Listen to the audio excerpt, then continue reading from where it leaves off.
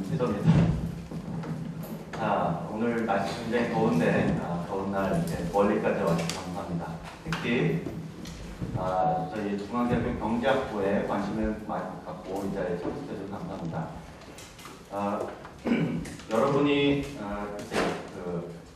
이 자리에 참석한 이유가 뭐가 궁금해서 이 자리에 참석했을까 생각해 보니까 여러분 제가 대충 고등학교 교과서를 한번 봤는데 경제학 관련된 분이 상당히 많이 나와 있더라고요. 상당히 여러분들이 좀 어려운 개념도 많이 배우고 이렇게 많이 온 것 같아요. 그러면은 고등학교 때 배웠던 경제학이랑 이제 대학교 들어와서 배우는 경제학이랑 어떻게 다른가 그런 것들을 여러분들이 좀 관심을 가질 것 같아서 그 부분들 좀 중점적으로 설명하겠습니다. 아무래도 시간이 좀 짧다 보니까 제가 오늘 하는 얘기들은 다소 좀 추상적인 그 점들을 좀 이해해주고 이따가 한 40분 정도 얘기하고 나중에 10분 정도 시간이 남을 텐데 좀 구체적인 거 여러분이 궁금하면 질문을 드리겠습니다. 오늘 제가 하는 내용을 듣고 그래서 제가 여러분 어느 정도를 배우고 왔는지 잘 모르기 때문에 반반으로 나눌까요? 일부분의 사람은 야 경제학에서 저런 걸 하는구나 재밌겠다 하고 도전 의식을 가질 수 있고 또 일본의 학생은 경제학에서 저런 걸 해 난 저런 거 못 할 것 같은데 라면서 너무 어려울 것 같더라고 되게 그냥 포기해야겠다 이런 생각을 하게 될 수도 있을 것 같아요. 그래서 하지만 제가 이제 가능한 한 여러분에게 좀 그나마 객관적인 정보를 전달해 주는 게 저의 역할인 것 같아요. 그래서 여러분들이 인생에서 몇 번 중요한 선택이 있는데 첫 번째로 제일 중요한 선택 중에 하나가 대학교과를 선택하는 겁니다. 물론 학교를 선택하는 것도 중요하지만 내가 무슨 과를 할 것이냐 그것이 굉장히 중요한 선택이거든요. 그래서 여러분이 오늘 여러 과를 세 과를 이제 불러볼 텐데 경제학과를 갈 것이냐 다른 과를 갈 것이냐 이것이 여러분 인생에서 이 방향을 설정할 중요한 선택이에요. 그래서 가감 없이 가능한 한 객관적으로 경제학의 뭔가를 좀 추상적으로 좀 설명을 해드리겠습니다. 경제학이란 무엇이냐? 경제학은 이제 경제를 의미하는 이코노미라는 단어가 원래 집안 살림하는 사람이라는 그리스어에서 이게 유래했다고 합니다. 그래서 집안 살림하는 걸 생각하면 됩니다. 그래서 뭐 크게는 집을 어디에다 둘 것이냐, 집을 빌라를 살 것이냐, 아파트를 살 것이냐, 전세를 할 것이냐도 있고, 뭐 가전제품을 애지로 할 것이냐, 생산할 것이냐, 뭐 여러 가지 선택들을 해야 되고, 올해 이번 달 소득이 얼마나 들어갔는데 이거를 이자가 얼마 쓰고, 애들 학비 하는데 얼마 쓰고 등등 생각해야 될 것이 굉장히 많죠. 그렇죠? 이런 걸 다 여러분들이 관리하고 결정해야 돼요. 판단하고.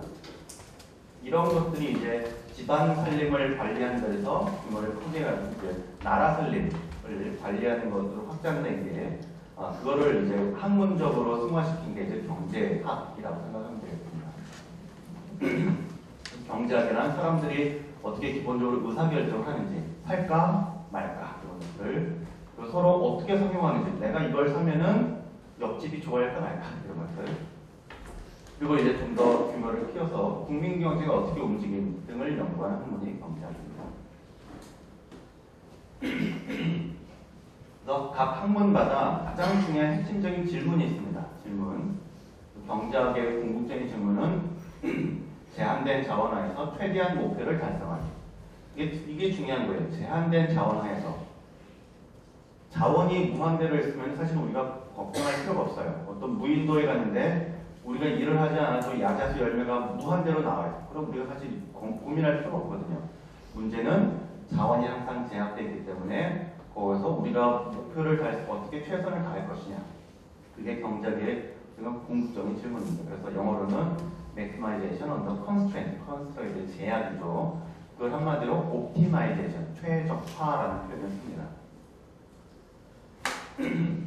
많은 사람들이 이제 제가 경제학과 다닌다라고 하는 질문이 경영학과가 무슨 차이예요? 아마 이분 여기에서도 경제학과 보고 경영학과 보러 갈 사람이 있을 텐데 이름은 되게 비슷하지만 아주 근본적인 차이가 있죠.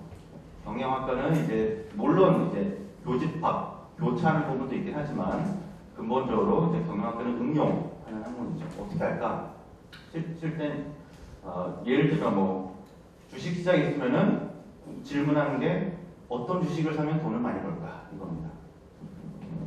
어떤 사건이 이라크에서 뭐 전쟁이 터졌더니 어떤 주식이 막 올라가더라.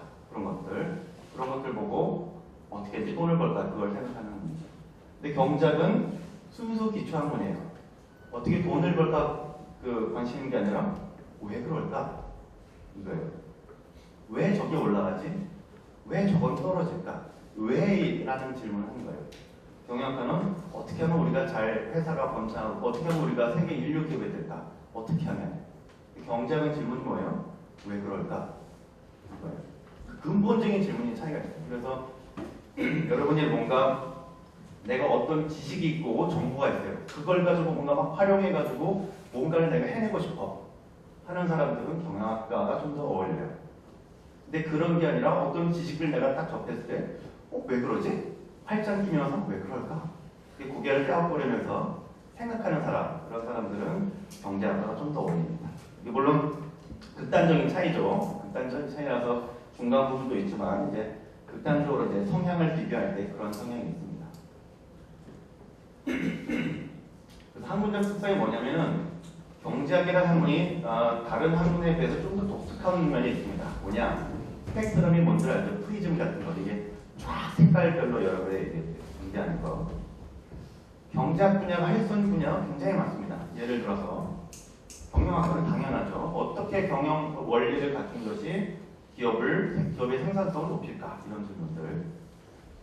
수학적 이론을 가지고 왜 그럴까? 이제 분석을 할 수 있죠. 이론적인 분석이 가능하죠. 통계라는 것은 데이터가 궁금한 사람들. 데이터 가지고 있을 때 왜 어떤 평균이 뭘까? 분산이 뭘까? 이게 올라가나 내려가나 이런 것들 궁금하죠. 통계학적 지식을 갖고 있는 사람들이 데이터를 좋아하는 사람들이 많이 할 수가 있습니다. 컴퓨터 좋아하는 사람 있죠. 경제학 보면은 저도 이쪽 분야 많이 하는데 실제로 시어너라든지 매트리그램 여러 가지 프로그램 코드 가지고 막 짜면서 그다음에 데이터 집어넣어서 시뮬레이션 같은 거 해요. 그래가지고 한번 딱 엔터 누르면 며칠 동안 돌아가요. 컴퓨터에서 쫙 나중에 그림 같은 것도 그려주고 이제 3차원 그래프도 막 분석하고 그렇습니다. 역사 좋아하는 사람 있죠. 옛날 역사 좋아하는 사람들은 실제로 경제사 아주 뭐 심하면은 이제 20세기 초 자료도 있지만 저희 과 경제사 하신 분들은 19세기 말 미국 경제사를 전공하셨어요. 그래서 19세기 말 자료를 가지고 막 조사하고 그렇습니다. 역사 좋아하는 사람들은 경제사 쪽으로 하면 됩니다. 뭔가 어떤 시스템이 어떻게 돌아가고 있을까? 그런 제도를 좋아하는 그런 사람들은 수평 조직이 효율적일까? 수직적인 조직이 효율적일까? 이런 것들 궁금하죠. 이런 것들을 다 분석할 수 있습니다. 산업 조직론이라든지 미시 경제학에서 이런 걸 많이 하죠. 정치 경우에도 정치 제도를 분석할 수 있거든요. 그래서 뭐 미디엄 보터 티어리 뭐 그런 거 해가지고 사람들이 왜 진보 성향을 일부러 선택할까? 아니면은 사람들이 왜 이게 처음에는 지금 좌파 우파 나눈다고 보는데 꼭 선거점에 가면 다 중도가 될까? 중도 좌파 중도 우파 왜 그런 현상이 나타날까? 그런 정치에 관련된 현상들도 다 경제학, 게임 이론 그런 거 가지고 분석할 수 있습니다. 자, 여러분 마이클 샌델 알죠? 가장 주제가 이제 정의란 무엇인가 얘기했잖아요. 이것도 경제에서 다 배운 것들이에요. 3학년 과목 재정학에 가면은 이 내용들이 다 배웁니다. 저도 다 배운 거예요. 굉장히 신기한 것처럼 보이지만 여러분 수업 시간 때 다 외워가지고 시험도 봐야 됩니다. 이런 철학적 주제지만 사실은 거기에 경제학적인 원리가 포함되어 있습니다. 사회에 대해서는 왜 점점 대가족에서 점점 핵가족으로 변하고 있을까? 그때 발생하는 문제는 뭐고 장점은 뭘까? 이런 것들 다 경제학에서 분석할 수 있습니다. 노동경제학 특히 그쪽에서 이런 것에 대해서 분석할 수 있습니다. 요즘 뭐 금융 아주 유명하죠. 왜 뭐 두말할 필요가 없죠. 왜 헤지펀드 같은 게 우리나라에 미치는 영향이 뭘까? 파생 상품이 어떤 장점이고 단점이 있을까? 그런 것들 당장 여기서 분석할 수가 있죠. 등등 정말 많습니다. 그래서 거의 인문계, 사회과학에 있는 거의 모든 분야에서 경제학이 사용될 수가 있습니다. 그래서 여러분들이 내가 좀 성향이 다르다 하더라도 일단 경제학과에 들어오면은 여러분들이 찾아갈 수 있는 길이 정말 많아요. 길이. 그러니까 여러분들이 이게 좀 장점이죠. 여러분들의 선택의 폭이 굉장히 넓습니다. 그래서 여러분들이 경제학을 선택을 할 때 특별하게 위험 부담 없이 이제 선택을 할 수 있는 좋은 점이라고 할 수 있습니다. 그래서 과학으로서의 경제학 보면 아까 제일 말씀드렸듯이 응용 학문이 아니라 경제학은 여러분 많은 사람들이 착각을 해요. 그래서 경제학을 배우면 주식 고수가 된다 그렇게 생각할 수도 있고 경제학을 배우면 이제 돈 많이 벌고 잘 살 거라 그렇게 생각하는데 그거 아니에요. 이거는 경제학은 순수 학문이에요. 순수 학문, 연구하는 학문이에요. 기본적인 성향이. 경제학은 과학입니다. 과학. 과학으로서 경제학은 소셜 사이언스, 사회과학이지만 과학이에요. 그래서 우리들이 이제 자연과학, 물리, 뭐 생물, 화학 등 지구과학 그런 것에서 거기서 배우는 동일한 원리가 적용됩니다. 똑같은 원리가 이제 모양만 바뀔 뿐이죠. 그 대표적인 것이 수학적 비례법. 여러분 수학 시간에 배웠죠. 그리고 가설을 가설을 만들고 검정하고 가설을 수정하고 이런 것들이 다 과학적인 방법인데 똑같아요. 여러분 이런 거를 저희가 해내야 됩니다. 다만 분석 대상이 자연이 아니라 생물, 동물들이 아니라 인간의 생활입니다. 인간의 생활. 그것이 이제 자연과학과 다른 점입니다. 과학적 원리는 똑같아요. 분석 대상이 다른 겁니다. 그래서 과학이다 보니까 이제 교과서가 표준화됐어요. 여러분이 중앙대학 들어오든 서울대학 들어오든 한양대를 가든 고대를 가든 어디를 가도 경제학과 내용은 똑같아요. 뭐 교수님 가르치는 사람이 조금 다르니까 이제 좀 스타일은 다를 수 있지만 여러분이 우리나라에 있는 어느 대학교를 가더라도 경제학과 내용은 똑같습니다. 그건 여러분이 이제 더 이상 고민할 필요가 없습니다. 뭐 교수님 스타일에 따라 다르겠지만 경제학을 배우면 어떤 점이 유익인가? 뭐 배워서 남는 게 있어야겠죠. 여러분이 졸업하고 나서 남는 게 있어야겠죠. 뭐냐? 합리적인 사고방식을 익히게 돼요. 이 과학이기 때문에 어떤 문제를 접했을 때 이 문제를 어떻게 해결할 것인가? 문제 해결하는 방법을 여러분이 배우게 돼요. 어떤 우리가 신제품을 내놨는데 안 팔려요. 분명히 기능은 뛰어나고 경쟁사보다 더 좋은 제품도 안 팔려. 왜 그럴까? 여기서부터 이제 우리가 분석이 시작한 거죠. 근데 그거를 경제학과 아닌 사람을 그냥 막 빙빙빙 돌다가 한참 헤매지만 경제학과 사고를 하는 사람들은 정확하게 처음부터 핵심을 찌를 수가 있습니다. 물론 이게 훈련이 돼야 되죠. 그냥 쉽게 하는 건 아니고 훈련이 돼야 되지만 경제학을 충분히 여러분이 사고방식을 하고 있어요. 경제학적 사고방식을 익히게 되면은 문제 해결 능력이 탁월해져요. 여러분이 사회에 어디에 대해 나가더라도 여러분들이 그 문제를 접했을 때 해결하는 능력이 아주 월등합니다. 스마트 디스 여러분이 현명하게 결정을 내릴 수 있어요. 인생은 결정의 연속입니다. 당장에 중앙대 경제학과를 할까? 한양대 경제학과를 할까? 서강대 경제학과를 할까?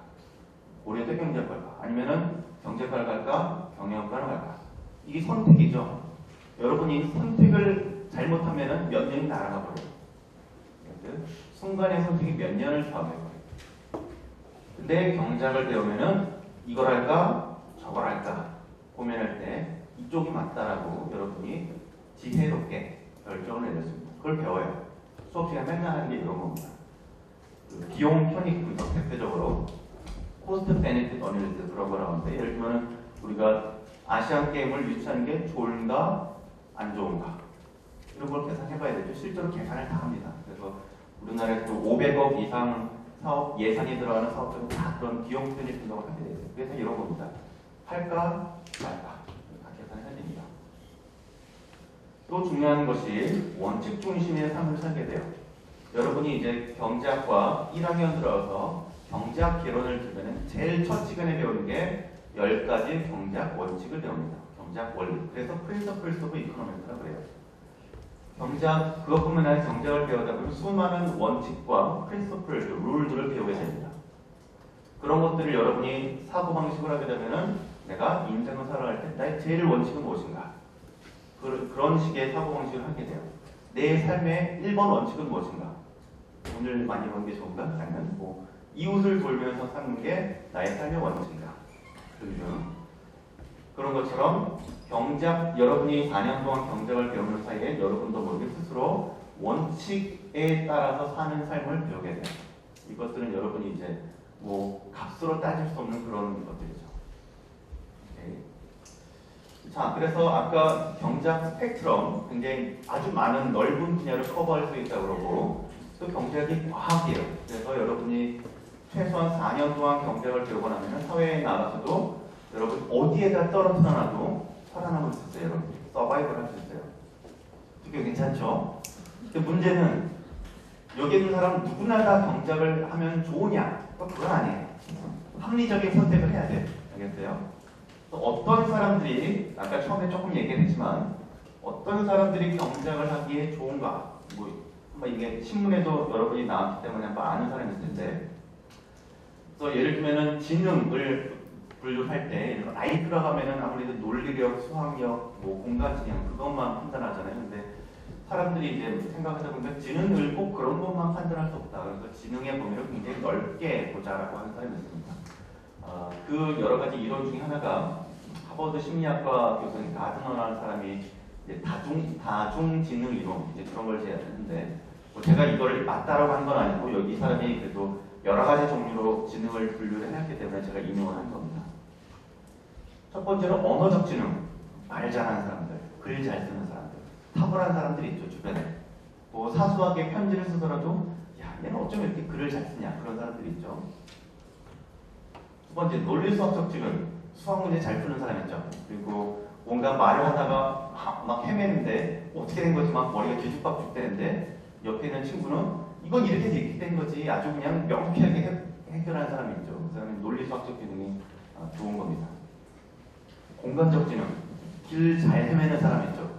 근데 어떤 사람은 저도 좀 잘하지만 한 번 찾아간 길은 안 잊어버려요. 알겠어요? 그런 사람들이 공간 지각이 높은 사람입니다. 특히 이제 건축학 하는 사람들이 그렇죠. 건축학 하는 사람들은 딱 보면서 이제 3층, 4층 공간 구조를 다 머릿속에 생각하는 사람들이에요. 음악 리듬 지능, 이것도 지능이에요. 어떤 사람은 딱 그 절대 음악감에서 딱 그 듣자마자 머릿속에 쫙 도표가 그려지죠. 도표가 리듬이 되죠. 저는 이제 꽝입니다. 아주 음악적 지능이 꽝인데 이것도 지능이에요. 음악을 멜로디, 이 감각도 지능입니다. 운동 감각 지능, 말할 것도 없죠. 이제 스포츠 잘하는 사람들. 우리는 이제 저는 아무래도 생각을 많이 하는 사람들이 이제 머리를 잘 분석하지만 운동을 하는 사람들, 스포츠 하는 사람들은 한번 움직이는 순간에 어느 근육이 움직이는지 다 알아요. 몇 번 근육이 움직이는지. 그래가지고 최대한 힘을 내려면은 어떤 근육이 움직이는지 그걸 미세하게 다 감지하는 사람들이에요. 특히 대표적으로 마술사들이 운동 감각 기능이 좋아요. 얼마나 손 예민해야 돼.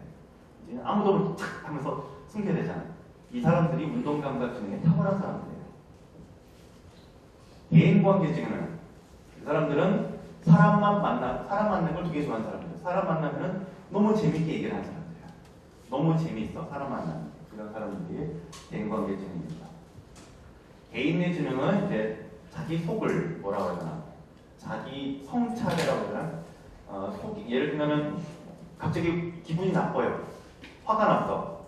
그 보통 사람들은 그냥 막 짜증내거든요. 근데 개인의 지능이 있는 사람은 분석이 가능해. 잠깐만, 내가 왜 화가 났지? 분석이 가능해. 그래서 오늘 아침에 무슨 일 있었지? 그때부터 쭉 카메라를 돌려보면서 엄마랑 무슨 일 했었고 학교 오다가 차가 막혀서 짜증나고 딱 하다가 아하! 친구가 나한테 이런 한마디 툭 던졌는데 그 말 때문에 내가 화가 났구나. 분석이 가능한 사람들이에요. 이런 사람들이 개인의 지능이 발달한 사람입니다. 그러니까 그리고 자연관찰증 말할 것도 없죠. 특히 이제 뭐가 구름이 떠내려가는 것, 나뭇잎 흔들리는 걸 잘 관찰하는 사람이라서 자연관찰지능 좋은 사람들이 물론 과학자도 그렇고 또 하나 제가 좀 재밌었던 게 사냥꾼들이 자연관찰증이 있어요. 그 동물을 잡을 얼마나 잘 관찰해야 돼요. 나뭇잎 흔들리는 거 그런 것들이 자연관찰증이 좋은 겁니다. 실존지능은 굉장히 고차원적인 질문이에요. 그래서 나머지 질문들은 아주 어렸을 때부터 나타나거든요. 이 실존지능은 성인이 되어서 나타나는 거예요. 어떤 질문이냐? 나는 왜 살아야 될까? 어려운 질문이죠. 이건 이 9번, 9번째 실존 질문은 어렸을 때는 안 나타나요. 성인이 돼야지 나타나는 질문입니다. 이렇게 9가지 질문, 그 지능으로 나눴는데 이게 왜 중요하냐? 사람들이 이 지능이 다 달라요. 물론 이제 그 발달된 지능이 있고 발달 안 된 지능이 있죠. 그래서 아까 조금씩 얘기했듯이 어떤 지능이 발달하면 거기에 맞는 직업들이 있어요. 예를 들면 언어적 지능이 발달하면은 글 쓰는 사람들, 작가들. 대인관계 지능이 발달한 사람들은 세일즈맨 하는 사람들, 무역 상사 그 사람들, 말로 상대방을 설득하고 그런 사람들, 그렇죠? 그런 사람들이 잘하고. 자연관찰 지능이나 당연히 이제 과학자들, 특히 이제 관찰을 많이 하는 사람들. 공간적 지능 아까 얘기했듯이 뭐 건축하는 사람들, 뭔가 공간에 관련해서 이렇게 봐야 되는 사람들 그런 쪽이 많이 발달하죠. 저 같은 경우는 어떤 지능이 발달되냐? 근데 언어적 지능이 있느냐 마느냐? 조금 꽤 적지는 않아요. 말하는 건 제가 좀 부족해. 여러분 어떻게 느낄지 모르지만 말은 좀 딸려요. 이제 혀가 좀 짧은데 버벅버벅거려요. 글로 쓰는 건 잘해요. 글은 좀 잘합니다. 논리수학적 지능이 어떠냐? 뭐 못하진 않은 것 같아요. 수학도 꽤 좋아해요. 잘하고. 공간적 지능 아까 얘기했던 것처럼 그래도 꽤 괜찮습니다. 음악 리듬 지능 최악입니다. 제가 중고등학교 다닐 때 수우, 요즘도 수우미학과 있는 분이 있네. 수우 있다가 양으로 탁 떨어지는 게 음악입니다. 저희 집안의 전통이에요. 대인관계 지능, 이것도 꽝입니다. 이 사람들은 저는 예를 들면 아침에 딱 눈을 떴을 때 오늘 누구를 만나서 설득해야 된다 이 생각하면은 스트레스가 엄청나요. 저는 사람 만나는 건 굉장히 힘들어요. 그나마 제가 노력해가지고 여러분들이 이렇게 100명의 사람 앞에 편하게 하든지 제가 중학교 때만, 고등학교 때만 하더라도 이제 수업 시간에, 국어 시간에 일어나서 책 읽으라고 하잖아요. 그래서 떨려서 못 읽을 정도로 대인 공포증이라고 해야 되나? 그 정도까지 있었어요. 굉장히 떨어집니다. 개인의 지능 굉장히 탁월합니다. 그래서 탁월해요. 그래가지고 아까 얘기했듯이 제 경험이에요. 내가 뭔가 막 짜증났어. 그리고 왜 짜증났을까? 분석을 해. 그래가지고 막 그 분석할 수 있고, 아니면 도서관에서 공부를 하고 있어요. 공부를 하고 있는데 막 읽었던 부분을 계속 읽어요. 왜 이렇게 공부가 안 되지? 왜 이렇게 집중해야 되지? 그럼 잠깐 딱 연필 놓고 왜 집중해야 되지? 이렇게 분석을 해요. 아하, 내가 이래서 공부가 안 되는구나. 그러면 요즘 잠이 부족해서든가 아니면 뭔가 걱정거리가 있어서 그렇든가 아니면 배가 고파서 그렇든가 뭔가 원인을 찾아내. 그럼 그걸 해결하고 나서 다시 오면은 공부가 집중돼서 잘 됩니다. 그게 개인의 지능이 있는데 제가 꽤 탁월합니다. 자연관찰 때는 잘합니다. 버스 지나가는 거 보고 거기서 패턴을 찾아내. 왜 저렇게 되지? 이런 규칙성인데 왜 저런 규칙성이 발견되지? 그런 것들 제가 잘해요. 실존 지능도 꽤 높습니다. 그래서 어떤 사람에 따라서 이 지능에 맞게 직업을 선택하면 편하고, 내가 어떤 지능이 맞는데 그 지능대로 선택을 안 하면 괴로워요. 대표적으로 제 아내 얘기도 수업 시간에 얘기를 하는데, 내 아내는 언어적 지능 굉장히 발달되어 있고, 논리수학적 지능 좀 낮고, 공간적 지능 아주 탁월하고, 음악 리듬 지능 보통 좀 그래요. 그래서 제 아내가 선택을 했으면 딱 좋은 게 건축학이었어요. 디자인 되게 좋아하거든요. 디자인 좋아하고 인테리어 좋아해요. 근데 아내는 뭔지 알아요? 중학교 과학교사. 논리수학적 지능 별로 없고 대인관계지능 별로 없는데 사람을 가르치는 교사랍니다. 그래가지고 10년 동안 얼마나 고통스러웠는지 몰라요. 제가 옆에서 맨날 여보 그렇게 싫으면 그만둬요. 얘기를 끝까지 버티더라고. 어쨌든 사람마다 여기 맞는 적합한 지능이 있는데 거기에 맞춰서 여러분이 직업을 선택 안 하면 사는 내내 고통스러워요. 알겠어요? 근데 경작은 뭐냐? 이 중에서 언어적 지능, 논리적 지능, 공간적 지능. 왜 공간적 지능이 필요하냐? 나중에 얘기하지만 경작은 설명을 할 때 말, 그림, 수식을 가지고 설명을 해요. 처음엔 말로 가지고 설명하다가 그게 어떻게 되는지 그림으로 한번 보자. 이 그림을 식으로 표현하면 이렇게 된다. 이렇게 세 가지 방법으로 설명합니다. 따라서 언어적 지능이 발달되어 있지만 공간적 지능이 발달되지 않은 사람은 처음에 나가다가 확 막혀요. 저 그림이 이해가 안 돼. 그리고 공간적 지능이 있다 하더라도 논리 수학적 지능이 부족한 사람은 교수님이 수업 시간에 수식을 썼는데 저 수식이 이해가 안 돼. 그럼 멘붕 상태에 빠집니다. 알겠어요? 그래서 1, 2, 3번, 7번이 뭐냐? 개인의 지능, 기본적 정작의 휴먼 라이프, 사람의 행동을 분석하는 거예요. 그래서 내 생각뿐만 아니라 다른 사람이 왜 저렇게 행동할까? 그 행동의 원인을 분석하는 거예요. 그러니까 그 사람의 생각을 분석해야 되는 겁니다. 생각. 왜 저렇게 행동했을까? 그렇기 때문에 개인의 지능이 탁월해야 돼요. 뿐만 아니라 사람들의 행동 패턴을 관찰해야 되기 때문에 자연 관찰 지능도 탁월해야 됩니다. 기본적으로 과학이니까. 여러분 스스로 한번 지금 자기 스스로 점수를 매겨보세요. 그래서 요런 지능들이 진짜 내가 발달되지. 저는 아까 얘기했듯이 요런 지능들이 잘 발달돼 있어요. 그래서 경작을 선택하고 나서 저는 굉장히 행복합니다. 네, 요런 지능이 잘 발달 안 된 사람이 경작을 선택하면은 괴로울 거예요. 여러분이 경제학이 비록 제가 20년 동안 제가 경제학에 있으면서 굉장히 좀 자부심을 많이 갖고 있습니다. 그래서 많은 사람들한테 경제학을 선택하라고 소개하고 싶지만 그럼에도 불구하고 이런 점이 있기 때문에 함부로 제가 대하지 못해요. 여러분이 잘 생각하고 결정을 해야 됩니다. 오케이? 그래서 경제학적 이런 백그라운드에서 실제 우리 교수님들이 어떤 분야에 대해서 연구를 하고 있나 경제학적 질문이라는 게 뭐냐 이런 겁니다. 뭐 대표적으로 몇 가지만 이제 제시한 겁니다. 첫 번째가 선진국에 진입하기 위해서 성장이 먼저일까, 분배가 먼저일까? 마치 닭이 먼저일까, 달걀이 먼저일까? 이 질문처럼 답이 없는 문제입니다. 사실은. 이제 뭐 여러분 쉽게 알 수 있듯이 성장하려면 당연히 성장 정책을 쳐야 되죠. 근데 지금 사실 중국이 상당히 큰 문제예요. 굉장히 성장률이 높은데 지방과 도시 간 그 불평등 문제가 굉장히 심합니다. 지금 잠재되어 있지만 저게 언제 터질지 모르는 폭탄이에요. 그게 터지면 엄청나게 큰 혼란이 일어날 수 있습니다. 그래서 성장을 하기 위해서는 어떨 때는 분배도 해야 돼요. 그래서 어떨 때 성장을 정책을 해야 되는지 어떨 때 분배 정책을 해야 되는지 이건 굉장히 중요한 선택의 문제입니다. 이런 거에 대해서도 아직 정답은 없는 문제예요. 여기에 대해서 상황에 따라서 나라에 대해서 때에 따라 다 다른 답을 나올 수 있습니다.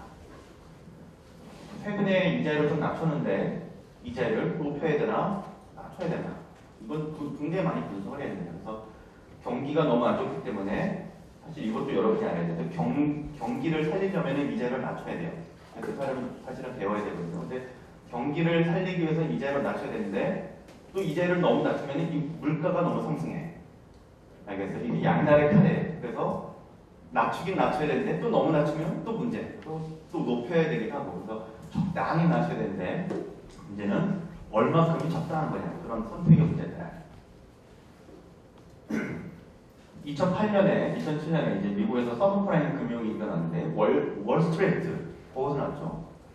최금융 선진국 영국, 미국 이런 데서 왜 금융위기가 났을까? 진짜 미스터리입니다. 왜 났을까? 여기에 대해서도 수백 단 수천 변의 논문들이 나와요. 왜 그랬을까? 왜 금융위기를 예측하기 어렵나? 19세기부터 하면 이제 역사적으로 기록된 금융위기만 하더라도 수백 수천 건이 돼요. 그렇게 수많은 경험들이 있음에도 불구하고 왜 예측을 못하는 걸까? 궁금하지 않나요? 아직도 대답할 수 없는 문제입니다. 그런 것들을 저도 금융위기에 관련된 논문을 많이 썼습니다. 예측하고 싶은 거죠. 어떻게 하면 예측할 수 있을까? 그런 걸 막 수많은 사람이 논문을 썼습니다. 지금도 지금 현재 진행되는 문제인데 유럽의 금융위기는 왜 발생했나? 사실은 금융위기는 아니고 재정위기인데 왜 발생했을까? 어떤 문제가 있었길래 발생했을까? 왜 하루빨리 해결해내고 저렇게 지지부진하게 끌고 가고 있을까? 어떤 문제가 있기 때문에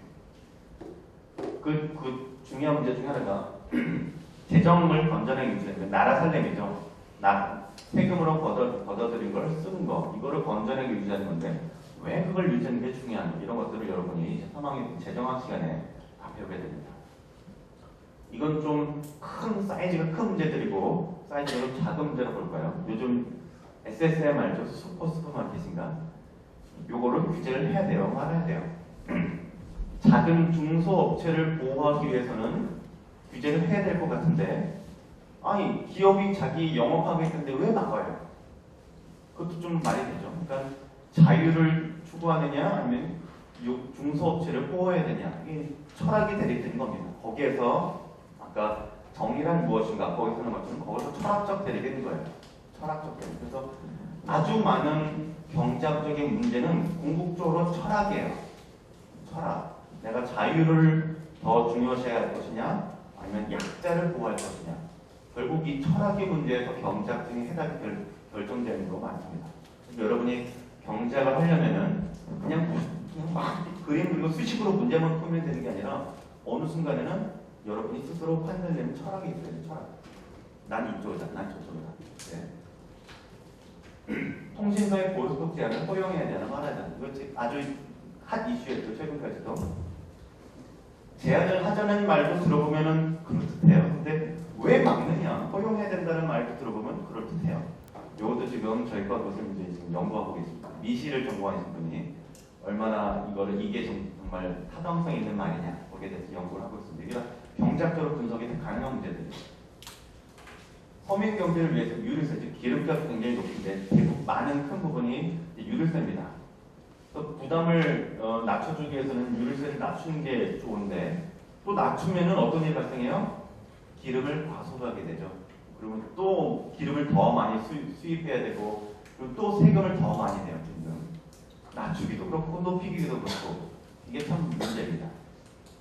최저임금을 높이는 것이 좋을까 낮추는 것이 좋을까. 대표적으로 거시경제학 시간에 배우는 문제 중 하나인데 미시경제학 시간에 배우지만 여러분이 이제 많은 사람들이 아르바이트 하기 때문에 보통 최저임금을 받거든요. 그래서 그런 것을 보면은 최저임금을 꼭 높이면 좋을 것처럼 보이는데 문제는 최저임금을 높이면 거기에 부작용이 발생해요. 세상 문제는 항상 그래서 어려워요. 이쪽으로 하면 좋은데 그쪽으로 가면 항상 부작용이 발생합니다. 반대급부가 있게 돼요. 그래서 아까도 말씀드렸듯이 항상 선택을 해야 돼요. 또 이런 문제에 대해서 높일까 낮출까? 왜 그렇게 허용할까 말까? 이런 문제에 대해서 여러분이 고민하다 보니까 내 문제에 대해서 스마트 디시전 하게 돼요. 할까 말까? 갈까 말까? 이게 다 경제학적 선택의 문제입니다. 선택의 문제. 오케이. 이런 질문들을 여러분들이 이제 조금씩 이제 대학교 들어와서 3학년, 4학년 과목에 되면 여러분이 이런 문제에 대해서 구체적으로 고민하게 됩니다.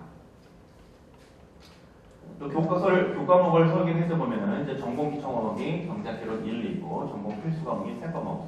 미시, 거시, 계량경제학 3과목. 저는 계량경제를 맡고 있는데 또 1학년 들어오면 경제학개론 1, 2, 미시경제학, 거시경제를 배우고 2학년 때 미시, 경제수학, 세계경제학, 거시, 통계학, 세경제학 배우고 3학년 때 좀 구체적인 과목들을 배웁니다. 또 1학년, 2학년 때 어떻게 보면 경제학 공통 과목을 배우게 돼요. 경제학 공통 과목. 1학년, 2학년 때 아까 말씀드렸듯이 말, 그림, 수식에 대한 아주 기초적인 순수 학문에 가까운 이론을 배우게 돼요. 그래서 여러분들이 이런 것에 대해 익숙하지 않은 사람들은 나 경제학과 개인들로서 난 경제학의 적성이 아닌가 봐라고 굉장히 괴로워할 수가 있어요. 하지만 다행스럽게도 3학년이 넘어가면은 괜찮아집니다. 3학년이 넘어가면은 수학을 좀 덜 쓰면서 이제 직관적인 사고를 좀 더 강조하게 돼요. 사례, 에피소드를 많이 보게 되고 그래서 3학년, 4학년 과목 때 여러분이 좀 더 현실 생활에 가까운 것을 배우게 됩니다. 또 여러분들이 아까 말씀드렸듯이 여러분 성향을 잘 판단해가지고 이제 여기 기초적인 과목들이다. 사실 뭐뭐 배우는지는 여러분 지금 제가 설명 들어봤자 잘 모를 수가 있으니까 여러분들이 3학년, 4학년 선택 과목이거든요. 그러니까 여러분 적성에 맞춰서 제가 은행 가고 싶으면 은행에 관련된 걸 보고 나는 어떤 국제 기구에 유엔이라든지 이런 국제 기구가 있다. 그러면 거기에 맞는 과목을 선택하면 되는 겁니다. 제일 중요한 게 뭐냐? 경제학과 졸업하고 경제학 자체는 참 좋죠. 많이 배웠다. 근데 경제학 졸업하고 나서 뭘 하고 먹고 살 수 있을까? 그걸 고민해야죠. 많은 사람들이 거의 이제 44%가 금융, 은행이죠. 은행이나 증권사, 보험회사 관련된 그런 회사에 취직하고 경영회계라고 하는데 이제 이거는 이제 어떤 기업 같은데 경영부서, 기획실, 기획관리실 그쪽 부분에 38%가 거의 몇 퍼센트죠? 80%가량이 거의 경영경제 관련 금융권 분야에 취직하고 일반 사무관리직 뭐 애매하지만 이게 뭘까 뭐 어떤 뭐 삼성이나 뭐 LG 그런 대기업의 사무직 같은데 아마 그런 것 같아요.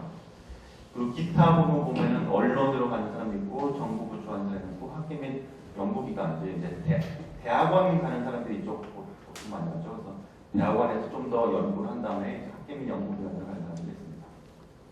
이게 이제 2010년 취업 현황입니다. 그래서 이게 취업한 사람들 중에서도 그렇고 경제학과가 다른 뭐 이런 말은 좀 안 될지 모르겠지만 탁과에 비해서 취업률이 굉장히 높은 과입니다. 경제학과 아까 말씀드렸듯이 또 워낙 스펙트럼이 넓다 보니까 자기가 갈 수 있는 선택이 아주 넓어요.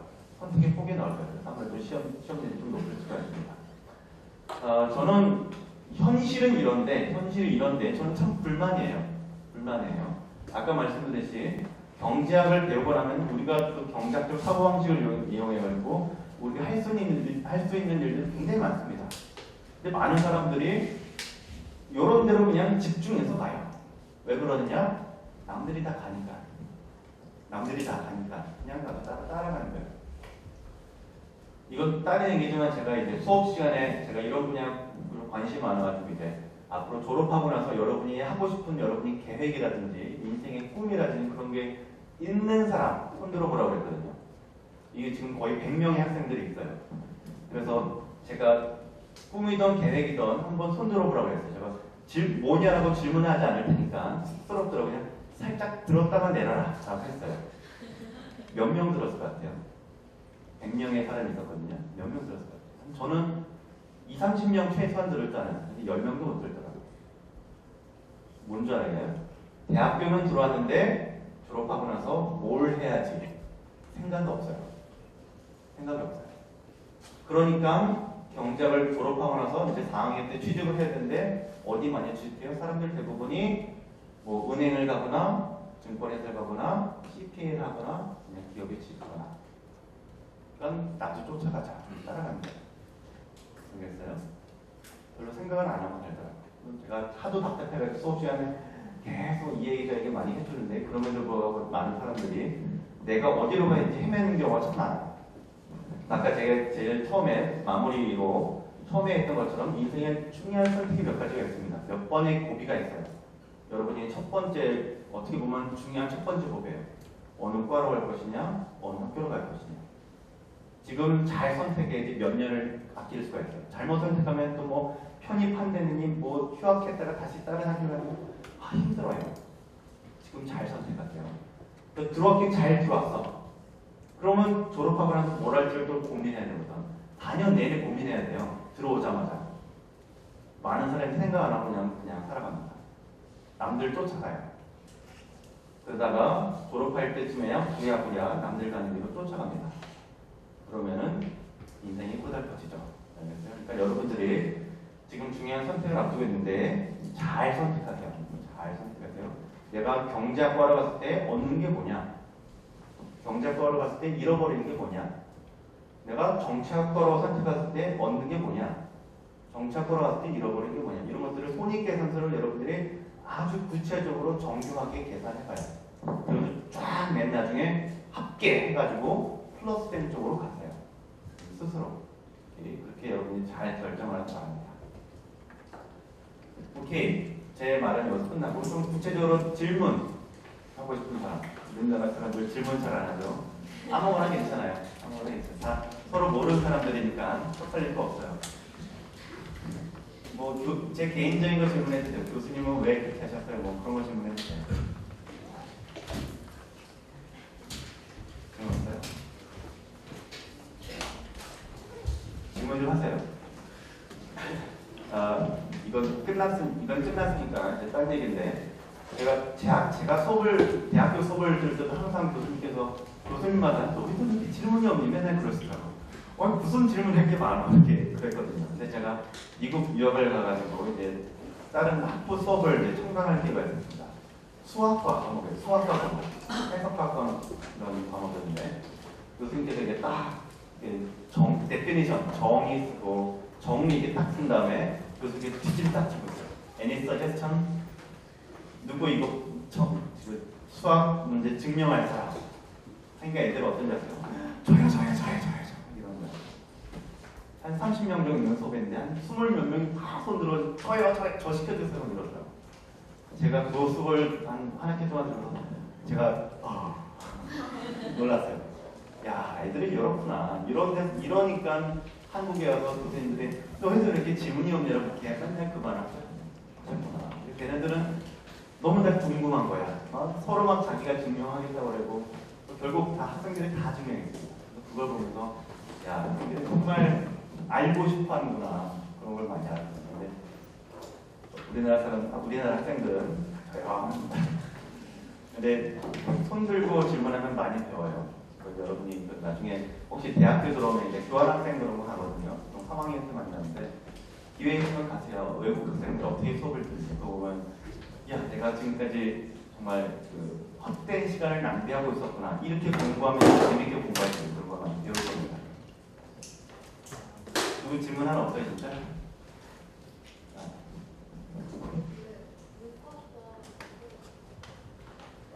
그래서 문과보다 이과에 좀 가까운 거 아니냐라고 얘기했는데 상당히 이과에 가까운 이과에서 많은 그러니까 도구들을 갖다 써요. 아까 얘기했듯이 경제학은 과학이거든요. 과학은 어쩔 수 없이 수학을 많이 쓸 수밖에 없어요. 어쩔 수 없이 과학이기 때문에. 그래서 이제 수학을 많이 갖다 쓰다 보니까 상당히 이과에 가까워요. 그래서 아까 얘기했듯이 요거 1학년, 2학년 때 배우는 것들은 경제 수학이나 경제 통계학, 계산 경제 이거는 그래서 이거 완전히 수식으로 쫙 따라요. 그래가지고 많은 학생들이 굉장히 힘들어합니다. 조금 거의 이과생이 와서도 계산하기 굉장히 쉽지 않거든요. 근데 그거는 한때고 제가 얘기했듯이 그거를 다 알아야지 경제를 마스터할 수 있는 건 아니에요. 아까 얘기했듯이 그쪽을 장점 있는 학생이 있고 그게 약해하는 사람이 있지만 장점 있는 사람은 그쪽으로 가고 수학이 약한 사람은 그 대신 다른 쪽으로 강할 거 아니에요. 어떻게든 2학년은 버티고 3학년에 가서 뭐 국제금융을 한다든지 뭐 화폐금융을 한다든지 이제 좀 더 다른 자기 관심 있는 분야로 가면 돼요. 어떻게 경제학하다 내가 모든 과목을 내가 잘할 수 있겠어요. 그 욕심이에요. 그래서 아까 얘기했듯이 상당히 이과에 가까운 학문이지만 그러면서 불구하고 아까 분석대서는 어디까지나 휴먼 라이프예요. 사람 사는 얘기예요. 그러니까 여러분이 경제학과 와서 내 위치는 어딘가를 정확하게 포지션을 잘 잡아야 돼요. 저는 개인적으로는 저희 집가 이제 3남1녀인데 다 이과예요. 다 공대예요. 근데 제가 왜 문과로 왔느냐? 제가 적성공사라고 요즘 하는 겁니다. 적성공사를 했을 때도 문과보다 이과가 좀 더 높게 나왔거든요. 근데 왜 내가 문과를 선택했을까 해봤더니 저희 큰형이 우리들은 다 이과니까 너 한번 문과 가봐라. 사실 문과도 되게 거의 비슷했거든요. 근데 대학교 와서 수업을 하면서 어떨 때는 내가 문과로 왜 왔지? 난 이과를 갔어야 되는데 후회도 많이 되고 또 막 글을 써서 이제 레포트 쓰고 막 논문 써서 할 때는 역시 난 문과 오길 잘했어. 할 때는 많아요. 글 쓰는 게 너무 재밌었거든. 되게 비슷비슷했는데 아무래도 문과 기질이 있긴 하지만 이과적 성향이 있다 보니까 찾아가다 보니까 어디로 가느냐? 계산 경제를 하게 되더라고요. 경제학에서 가장 컴퓨터 많이 쓰고 가장 수식을 많이 쓰는 계산 경제를 하게 되더라고요. 알겠습니까? 스펙트럼은 넓지만 일단 경제학과 와서 자기 위치가 어딘지만 잘 찾으면 돼요. 저는 아무래도 수학이나 좋아하고 이과적 성향이 있으니까 가장 컴퓨터 많이 쓰고 가장 수학 많이 쓰는 계산 경제학 쪽으로 가더라고요. 근데 어떤 사람은 글을 좋아하는 사람들은 글 좋아하는 이제 역사나 그쪽으로 가게 되고 어떤 사람들은 제도 같은 걸 좋아하면 금융제도 쪽으로 가게 되고 알겠어요? 여러분들이 일단 들어와서 자기 위치만 잘 잡으면 돼요. 2학년까지만 잘 버티고 그 질문?